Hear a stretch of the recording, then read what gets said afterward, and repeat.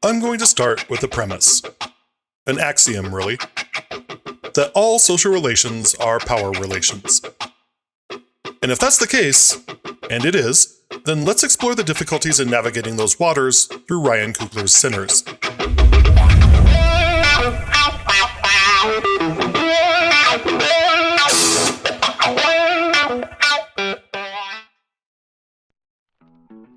Ryan Coogler's 2025 vampire thriller Sinners didn't just knock the horror genre out of its box office doldrums, it delivered a thought-provoking and nuanced exploration of oppression.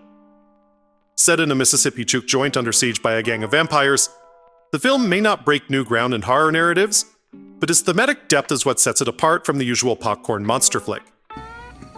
Being kind to one another. And being polite. Now we is one people. Coogler uses vampirism as a metaphor for white colonialism and cultural appropriation, even as he implicitly acknowledges the complicated histories of the film's antagonists. In fact, every major character embodies a different method of grappling with white supremacy, and how these characters find leaving that legacy behind is easier said than done. And it reveals how those strategies are fraught with moral and emotional peril, and can often feel wrong to the people around you who chose a different strategy.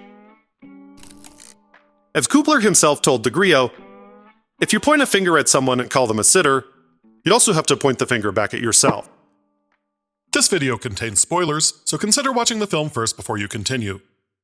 And if you like what you see, click the like button, share the video, subscribe to the channel, and make sure to click the little bell to be notified for new videos. Before we begin, a quick note on methodology. For reasons that should be obvious, I am not fully qualified to give an experiential view on the oppression of people of color. For some more nuanced takes from an experiential perspective, check out the links in the description. In Sinners, blues serves as a stand-in for black culture. Ryan Coogler was adamant that the blues play a central role in the film, noting that it was the music of pain, trauma, and oppression, but also of cultural healing. For me, the movie had to be about blues music. And blues music is like a very specifically the Delta blues music, it's a very specific type of folk music. When you look at music having a healing quality, there's a reason why people who've suffered the most tend to have some of the most powerful music. The casting of beat poet Saul Williams, guitar prodigy Eric Gates, and blues legend Buddy Guy serve to make good on Coogler's vision. If the blues is black culture, and the blues done right is a celebration of black culture, then the film shows us that celebrations of black culture will always attract those who wish to exploit blackness for their own game, or annihilate it altogether. I want you to swear to me, and before this congregation, to leave those sinning ways where they lie. As the character Annie tells us in the opening voiceover, some musicians sing so true that they can unite people across time and space, future and past, life and death.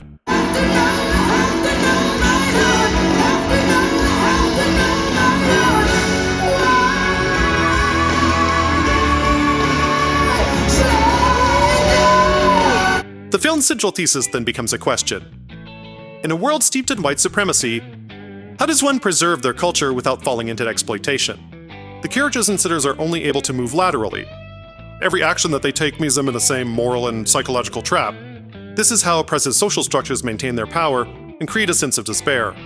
In Sitters, it's literally damned if you do, damned if you don't. Take the characters of Elijah and Elias Moore, better known as Smoke and Stack to their friends and enemies. Smoke and Stack are repatriates to the Mississippi Delta after years as World War I veterans and runners for Al Capone in Chicago. Their goal is to use their Chicago money to start a juke joint for the people of color in the Delta so that they can escape the imposed white supremacist culture they live with every day. I've been working all week, Pop. I want to be free of all this for a day. Coogler has stated that the twin characters were inspired by the Abeji, twin deities at West African Yoruba Moor. The Abeji appear in many stories, representing protection and guidance, especially in times of struggle. But their presence also denotes an oncoming strife, so they are often viewed with a wariness. On the surface, Smoke and Stack seem to be doing things altruistically.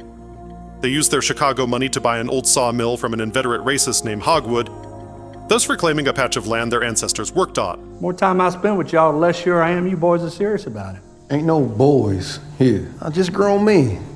With grown men money and grown men bullets. Their plan is to vertically integrate the juke joint with reliable people from the Delta. Why you here, Smoke? We was hoping to serve food at the juke tonight. We want you to cook for us. Every set they make is so they won't have to rely on the tainted influences of the KKK or any of the other structures that oppress them. This strategy is what cultural communication scholar Mark Orby calls aggressive separation. Orby contends that there are individuals who belong to dominant cultures in a society, cultures that control government, economics, language, education, taste, and other major facets of life in a given nation. Alongside that dominant culture live groups of people who don't belong to the dominant culture, and therefore don't have that level of power. These are called co-cultures. They occupy the same social space, but their values are not treated as important. Their struggles are not treated as real, and their lives are not treated as valuable. Sometimes this split is an intentional act, as Hogwarts' actions late in this film are. But sometimes that chasm between dominant culture and co-culture forms naturally, as a result of the dominant group focusing solely on their own problems at the expense of thinking of others. And unequal social structures that run several layers deep are what make the roots of Jim Crow long and invasive, and they infested the juke joint long before the white villains even arrived on the scene. Because of the power imbalance, Orby notes, people in co-cultures have to strategize their communication in ways that people in the dominant culture don't. And according to Orby's theory, the person in the co-culture can seek one of three preferred outcomes. Assimilation, in which the goal is to fit in with the dominant culture and downplay the differences between cultures. Accommodation, where the goal is to influence the dominant culture to create a more inclusive space for both cultures. And separation, in which the goal is to maintain a distinct cultural identity that minimizes interaction with the dominant group and prioritizes connection with others in the co-culture. Not surprisingly, Smoke is adopting aggressive separation strategies throughout most of the film. This pressure to adjust is usually relieved when the individual is alone with members of their own culture. This is what Smoke and Stack are trying to create, a space where people of a co-culture can be their free, authentic selves. The problem with that philosophy, though, is that it's cynical and transactional. For Smoke more than Stack. Stack sells Smoke on an ideal of a free, autonomous business, but the mill they buy is already stained with the blood of black labor. Y'all wash these floors? Yeah. What was on them? The twins recruit their cousin, preacher boy Sammie Moore, to be the featured musical act. Sammie, we'll find, is the keystone of the whole story, and his power to unify people becomes a commodity the twins can sell. We gonna make some money. We gonna make some money. And therein lies a moral flaw for Smoke and Stack. They're not opening the juke joint for the culture. They're opening it for profit. This is especially true for Smoke, who objects when Annie and Stack accept script nickels from a sharecropper for a drink. This ain't no house party, and it damn sure ain't no charity. We taking cash, US motherfucking dollars. The Stack says that customers should feel like the place is for them to keep them coming back. But Smoke's outlook, the juke joint becomes less of a cultural reprieve and more of the theme park, the Delta Disneyland. The script money problem also reveals how difficult it was to run black-owned businesses in the postbellum South. We underwater. How? All the plantations down there paying with credits. For most black Americans in the Jim Crow South, real money was a rarity. Scrip, for those who don't know, was an alternative form of currency paid by companies in lieu of actual money. It was a form of debt peonage. By 1920, over 1 million black farmers had lost their jobs in the South, while millions more moved to northern cities in the Great Migration.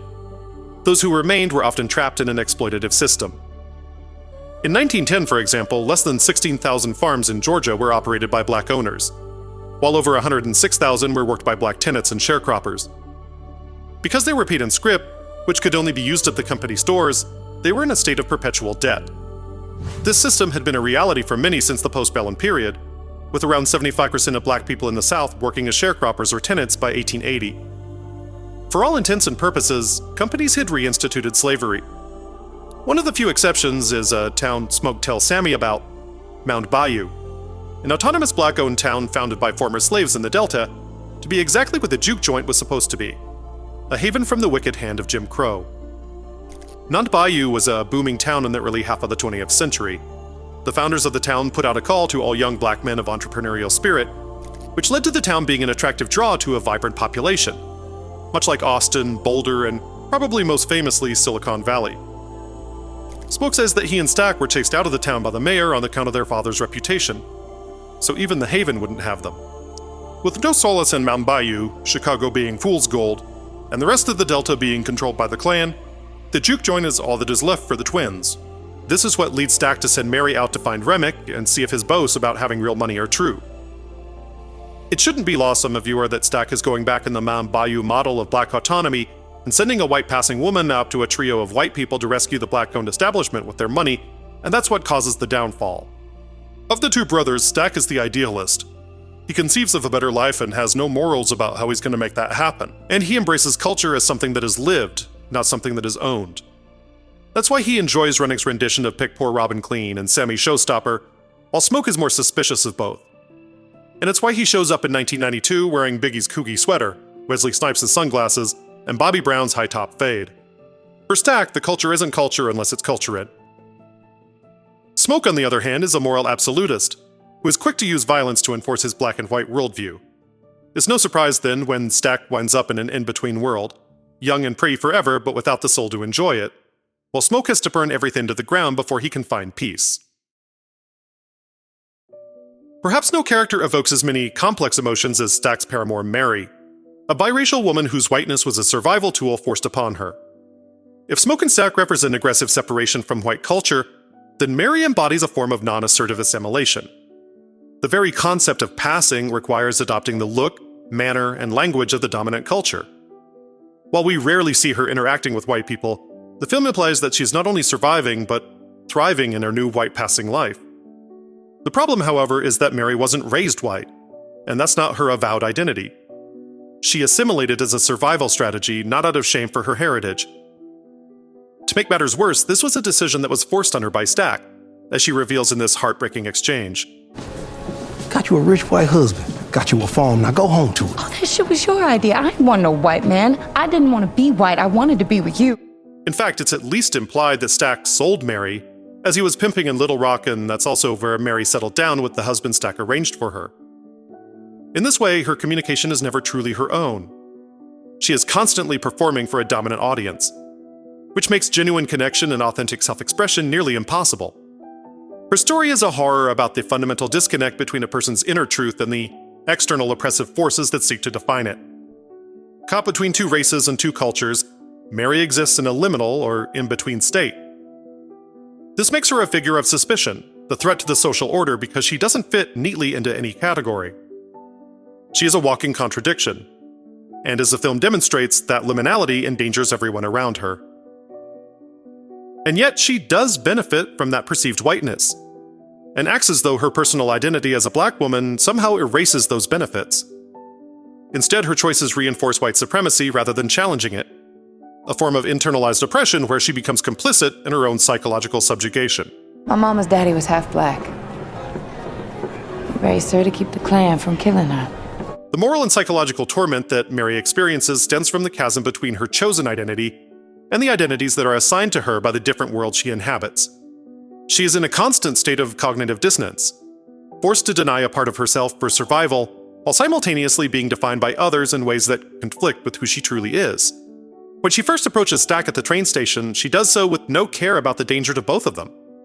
The mere act of addressing him could get him killed if the wrong person saw it. Later, she shows up at the juke joint, despite being explicitly warned that her presence endangers everyone there. All it takes is the wrong person in here to see you, or get back to them crackers, and they're gonna try to kill you. And in fact, it is her choice that leads to the juke joint's downfall. It is Mary who chooses to use her whiteness to seek out Remmick. They'll tell me more than they'll tell you. And it's her vulnerability that Remmick exploits, saying, "You're in some deep, deep pain that money can't fix." While Mary explains that her sadness is about her mother dying, it's clear her sadness is also existential. Her mother's death is the last tie to her blackness being wiped away, leaving her with the identity she never asked for. Like Mary, Bo and Grace Chow belong neither fully to the white nor the black world. Yet unlike Mary, their position allows them a unique, albeit precarious, navigation of both. The Chows are a prime example of what sociologists call a middleman minority. This theory describes ethnic groups who occupy an intermediate position in the social hierarchy, often serving as economic and cultural intermediaries between the dominant group and subordinate cultural groups. In the Chows' case, this is epitomized by their general store, which Smoke visits to buy catfish and signage for the juke joint's grand opening. More than almost any other characters, the Chows embody a distinct cultural history. Most Chinese immigrants arrived in the Mississippi Delta post-Civil War, primarily to work on plantations as an alternative labor source to newly freed Black Americans. However, they quickly discovered, much like the freedmen and their descendants, that there was very little profit in agricultural labor. Many found themselves going in the other direction financially. This bleak reality led a significant number of Chinese immigrants to pivot to the grocery store business. By 1910, Chinese families owned over 200 grocery stores in the Mississippi Delta, becoming a crucial outlet for Black customers, since many white-owned stores enforced strict segregation. The Chinese immigrant, of course, was still oppressed. They were considered non-white and often lacked full legal protections under Jim Crow. Witness the long wonder as Lisa Chow walks across the street and relieves Grace at the white store so that she can come to the Black side of the street to talk to Smoke. This is one of the many subtleties of the film because it acknowledges that Bo Chow would have risked lynching himself by approaching white women on the street. Like Black men, Asian men were stereotyped as insatiable sexual predators of white women, a belief that triggered the Watsonville riots just 2 years prior to the year that Sinners takes place. This meant that Bo was largely restricted to working on the Black side of the street. Chinese immigrants' ambiguous racial status meant they sometimes faced segregation alongside Black Americans, while at other times they were granted privileges closer to white residents. However, overt social equality was often not their primary goal at the time, as their intent was to amass wealth in America and eventually return home to China with greater social and economic status. This unique societal position allowed many Chinese immigrants to send for family members, train them in the grocery business, and help them establish their own stores as they gained financial stability. Because the Chinese population in the Delta remained relatively small and dispersed, they never developed the same kind of distinct cultural solidarity seen in large urban centers. There is, for instance, no Chinatown in Rosedale comparable to those in Los Angeles, New York, and Chicago. Instead, many Delta Chinese immigrants adopted aspects of the white culture around them, explaining the presence of names like Bo, Grace, and Lisa in centers. Most Chinese immigrants developed a pragmatic, almost agnostic view of race relations when it came to existing biracial tensions in the Delta. In doing so, they wound up tacitly complicit in the system. As the sole outlet for trade for many Black residents, they inevitably siphoned money out of the Black community and back to China, even if it was without malicious intent. They were, quite literally, minding their own business within a system designed for inequality. In the film, Grace is a stand-in for this complicated position, ultimately prioritizing her own family's immediate safety, or at least her perception of it, above the collective well-being by inviting vampires into the juke joint for a fight. Much like Mary, due to her acceptance within white society, Grace doesn't approach decisions with the same caution as the Black residents of the Delta, who must do so in order to survive. This shows that there doesn't need to be any feelings of hatred or racial superiority. Often the mere presence and attitude of outsiders are enough to get people hurt. Perhaps no character sparks more debate in Sinners than Remmick, a figure whose complexity transcends simple villainy. A lesser film might have presented the Klan and vampires as flat but ambiguous evils. Instead, Coogler gives Remmick nuance. He's not evil because he hates Black people. In fact, he fetishizes them. He doesn't want to kill Sammie because he's Black. He wants to consume Sammie's gift, hoping it will reunite him with his own lost heritage. He even tells Sammie, "Thy kingdom come, thy will be done." The man who stole my father's land forced these words upon us. I hated those men, but the words still bring me comfort. This passage is a direct allusion to Genesis 1:28. Be fruitful and multiply and fill the earth and subdue it, and have dominion over the fish of the sea and over the birds of the air, and over every living thing that moves upon the earth. This biblical decree is often used as justification for conquest and enslavement. It was wielded by the Anglo-Normans during their 1169 invasion of Ireland, and later by the Anglican Church to legitimize seizing Irish land and eradicating native culture through acts like the Kilkenny Statutes. For many viewers, Remmick's origin might feel inconsistent. He mentions settlers taking his father's land, which seems to refer to either the Anglo-Norman invasion or the Cromwell settlements, and subsequent penal laws. Yet he also explicitly refers to a time before Christianity, suggesting he's over 1,500 years old, referencing the era of St. Patrick's Christianization, a period not defined by land seizures. However, since Remmick shares his memories with those he turns, a phenomenon alluded to by Bert, Joan, Mary, and Stack, it seems to reason his sire also shared their own experiences, and their sire, and their sire. This isn't a plot hole. Remmick is not just aware of his people's trauma, He literally contains it. He is the literal and metaphorical embodiment of nearly 2,000 years of Irish generational trauma, a living repository of historical oppression. So when Remmick speaks of lamp theft by Anglicans and the time before Christianity, he's reflecting these layered inherited memories, a personal and familial connection to his people's continuous subjugation. This deep-rooted historical burden is reflected in his chosen song, Rocky Road to Dublin. This traditional Irish folk song details the travails of an Irishman setting out to find his fortune, only to be robbed, humiliated, and beaten. The singer finally finds safe haven when he's recognized by other Irishmen. It's explicitly a song about finding kinship and succor with one's own people after facing brutal oppression. Remmick's people, however, were taken from him. Like Mary, he exists liminally, neither fully white nor black, and not truly welcomed in other space. Over his long life, he transitioned from being segregated by society as non-white to being segregated by nature as a vampire. Upon arriving in the New World, Remmick singularly focuses on building a community free from the oppression of lost culture. To achieve this, he aggressively lays claim to cultural artifacts that are not his own. When Remmick's unholy trio introduced themselves at the juke joint, they auditioned with a jarringly enthusiastic and peppy rendition of Pig Poor Robin Clean.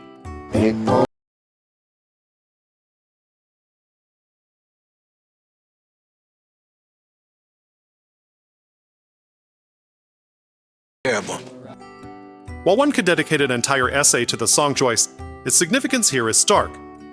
Pig Poor Robin Clean is a traditional African-American folk song, often interpreted as a predatory tale of a hustler taking everything from a mark. The Getchy Wiley L.V. Thomas version, the version used on the film soundtrack, has layers of sexual innuendo and introduces Cock Robin as a naive John. Regardless of the specific interpretation, Remmick's performance is disturbing. If the goal is to convince a community of your trustworthiness, gleefully singing a warning about being a predator is an odd choice.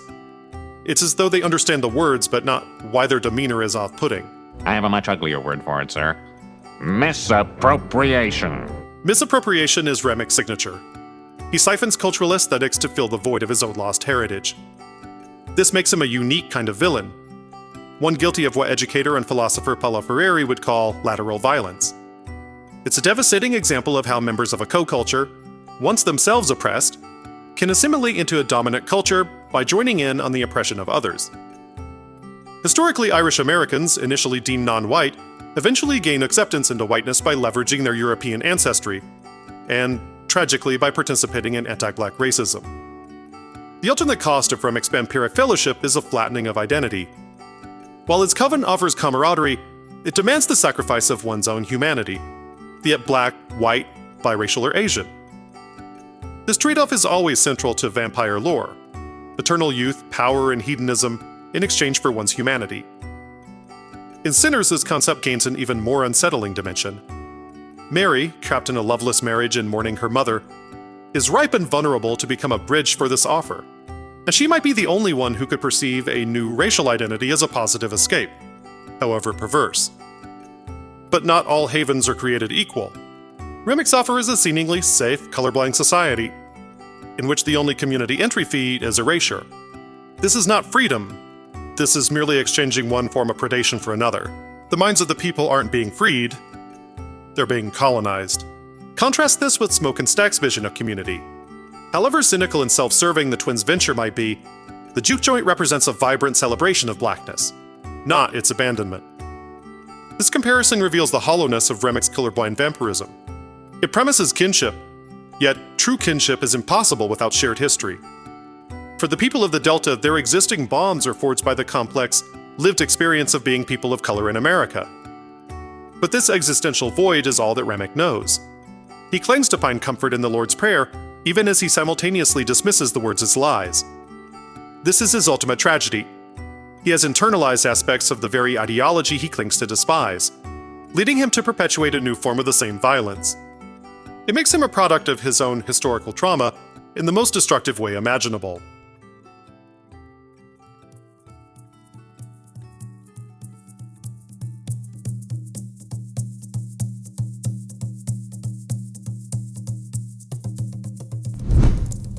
High John, also known as John the Conqueror, was the trickster son of a Congolese king who was sold into slavery and brought to America to toil in the plantation fields.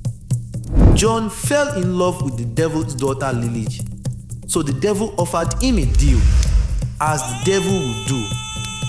The devil offered Lilith's hand in marriage if John could plow an entire 60-acre field in the morning and sow it in the afternoon. Lilith conjured a magical axe to help John accomplish the task. But when the devil went back on his word and tried to kill John distracted the devil, stole his horse, and escaped back to Africa with Lilith by his side. Lilith and John left their powers in the soil so that the devil could never find them. And to this day, that soil still has the magic of John to be used by his people. And a pinch of John. All right. Now, don't sell none of this on the way home. Among Sitter's complex cast, Annie, the Regent's medicine woman, represents spiritual resistance to white oppression. As Stack is the brains and Smoke is the muscle, Annie is its ancient wisdom, is keeper of ancestral ways in a world constantly trying to erase them. As a practitioner of some amalgamation of Yoruba, Hoodoo, and Gullah Geechee, she connects the people of the Delta to their West African roots. We first meet Annie packing a mojo bag with John, a clear visual of her traditional practice and, of course, something that ties in with the theme of the movie. Unlike Smoke and Stack, who seem to live fully in the secular world of man, Annie views the world spiritually. Her door frame is painted haint blue, a southern superstition ported over from the Gullah Geechee to confuse the haints and guard against them invading one's home. Annie accepts company scrip as payment, a practice Smoke chastises her for. In Smoke's world, the practical world, real money equals power. US motherfucking dollars. And failing to empower herself against the evils of the world is irresponsible in his eyes. Smoke thinks that he can tear down the master's house using the master's tools. But Annie sees it far differently. She sees her spells and prayers as something that kept Smoke and Stack alive in Germany and Chicago. Privately, she carries an unimaginable grief. The death of her baby with Smoke, marked by a small memorial outside her remote shack. This loss harkens back to the Yoruba legend of the Abeji, in which the loss of a child is marked by the creation of a wooden figure memorializing them. When Smoke angrily asks why her hoodoo didn't save the baby, she solemnly shakes her head and says she doesn't know. In that way, both the loss and the belief are about power. Annie accepts that feeling of helplessness in the face of loss as sadness. Smoke experiences it as anger and disillusionment. The spirituality, wrapped in pain and defiance, is what Coogler is trying to get across. This gift can bring healing to their communities, but it also attracts evil. This voiceover is the film's spiritual thesis, framing music and culture not just as entertainment, but as sacred ancestral power. A power that attracts exploitation. When Smoke comes to recruit her for the juke joint, Annie, ever perceptive, immediately cuts to the bone of his and Stack's intentions, exposing their own moral compromises. You bought that old sawmill. Who you and Stack robbed to get enough money for them crackers to sell you a whole meal. Annie's true role emerges when the vampires are revealed. It is Annie whom everyone turns to, as she alone possesses the knowledge to differentiate between the haints and the vampires, advising them on how to fight. Her hoodoo practice represents a separated co-cultural communication strategy. It's a fierce, conscious preservation of indigenous African spiritual wisdom, a counter-hegemonic force against both by Christianity and literal vampiric predation. Her ultimate act is one of sacrifice, as it often is for women in folklore. Smoke is forced to drive a stake through her heart before she can turn into a vampire. Annie chooses death over becoming a predator, an act of agency and defiance against the parasitic forces of the film. In the coda, Annie returns in something akin to a dream sequence, welcoming Smoke into the afterlife to meet their child, offering an elusive peace. She transforms from a figure of personal grief and external judgment into an ancestor, a guiding spirit who transcended earthly struggles to offer true healing and liberation from the cycle of sin.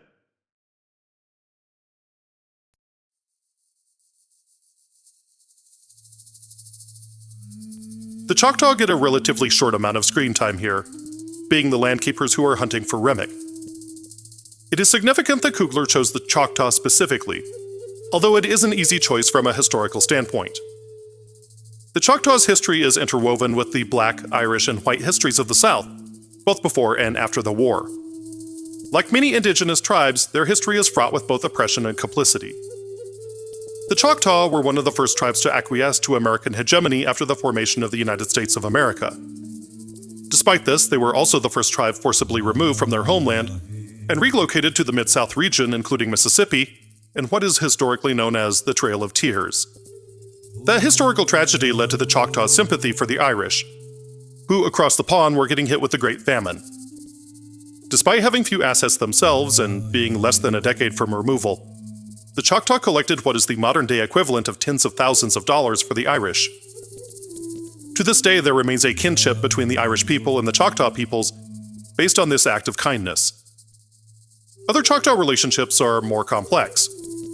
The Choctaw were arguably one of the most American of the tribes, siding with the colonists during the American Revolution and the War of 1812. Owing to this, they were named one of the 5 civilized tribes by the American government, meaning that they'd taken on a form of republican governance, they adopted Christianity as a religion, they developed modes of capitalism, and, most notably, they engaged in slavery. In fact, many Choctaw sold off their land-tilling equipment before relocation and used the money to purchase more slaves because slaves could haul more and act as surveyors. This means that many black people living in the Delta at the time Sinners takes place were likely direct descendants of those brought to the region as part of the Trail of Tears.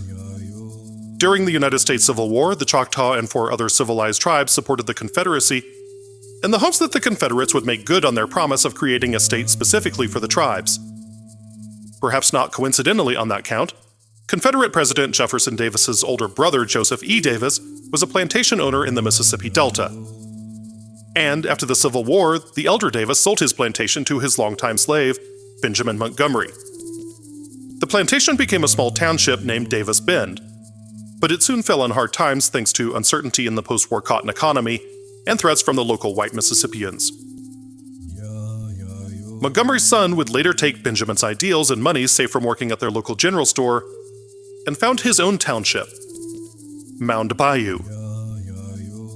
The Confederacy was not successful, though, and the fallout from that was the Choctaw being forced to divest from slavery, although those who chose to stay in Mississippi rather than relocate to the Choctaw Nation in Oklahoma were offered U.S. citizenship. What the brief presence of the Choctaw in this film evokes is that history and social relations are complex affairs, where oppressed and oppressor are not mutually exclusive.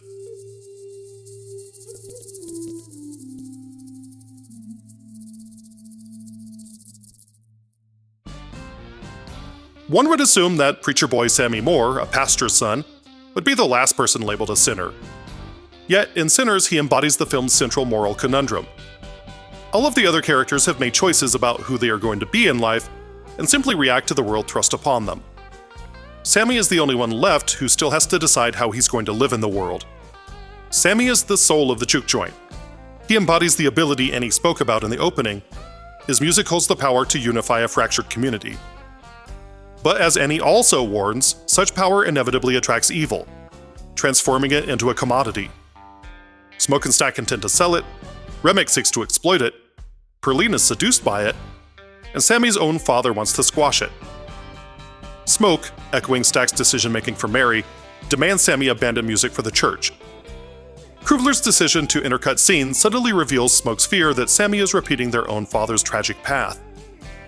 At the end of the film, we learn that the guitar that Stack gifted Sammie did not belong to Charlie Patton, but Smoke and Stack's own father.